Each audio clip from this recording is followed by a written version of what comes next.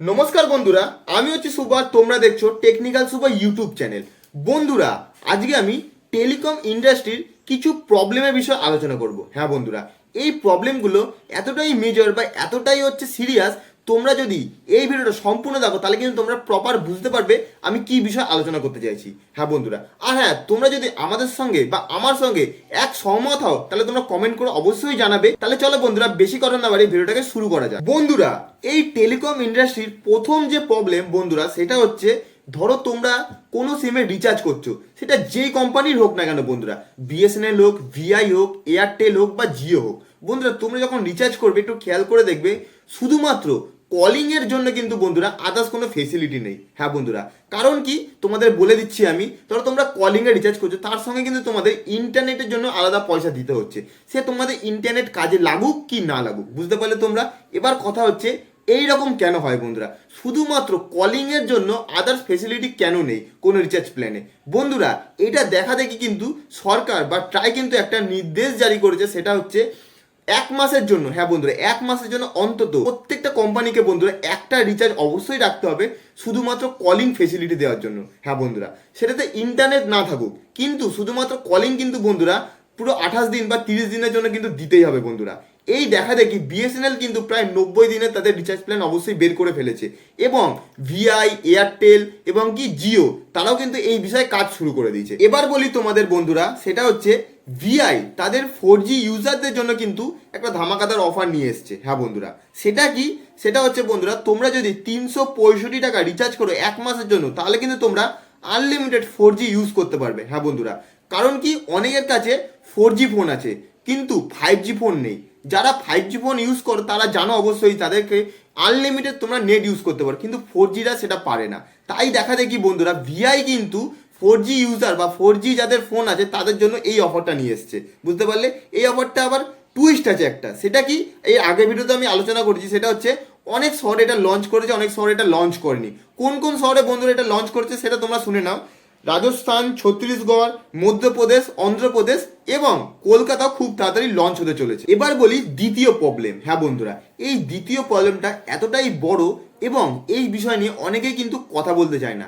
কেন বন্ধুরা, সেটা হচ্ছে আমি তোমাদের বলে দিই, এই বিষয়টা অনেকে জানেই না। হ্যাঁ বন্ধুরা, সেটা হচ্ছে তোমরা যে রিচার্জটা করো বন্ধুরা, 1.5 GB হোক বা 2 GB হোক, যে রিচার্জটা করো বন্ধুরা, তোমরা একটু খেয়াল করে দেখবে পার ডে কিন্তু তোমাদের 100% শেষ হয় না, বুঝতে পারলে তোমরা।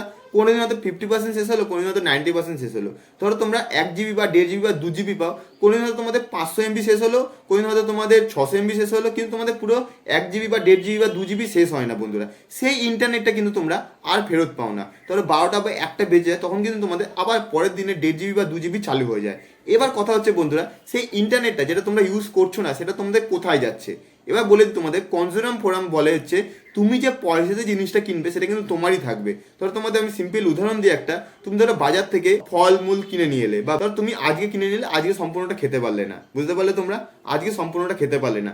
কালকে কি বাজারওয়ালা আবার তোমাদের থেকে ফেরত নিচ্ছে জিনিসটা, সেটা কিন্তু নিয়ে যায় না, সেটা তোমাদের কাছেই থাকে।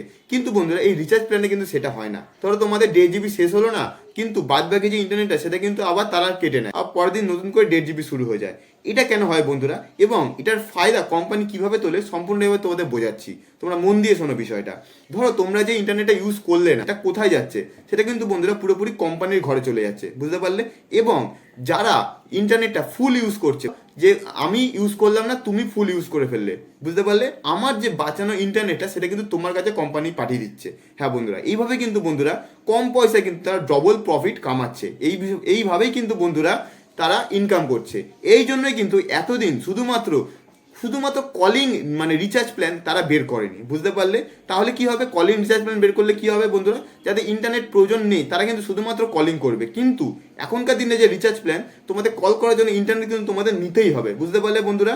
তার ফলে তাদের লাভ হচ্ছে, আমাদের কিছুই এসে যাচ্ছে না। এবার বলি তোমাদের বন্ধুরা, সেই ইন্টারনেটটা বা সেই রিচার্জ প্ল্যানের যে ইন্টারনেট তোমরা পাচ্ছ, সেটা কি তোমাদের ফিরে পাওয়া উচিত? হ্যাঁ বন্ধুরা, অবশ্যই উচিত বন্ধুরা।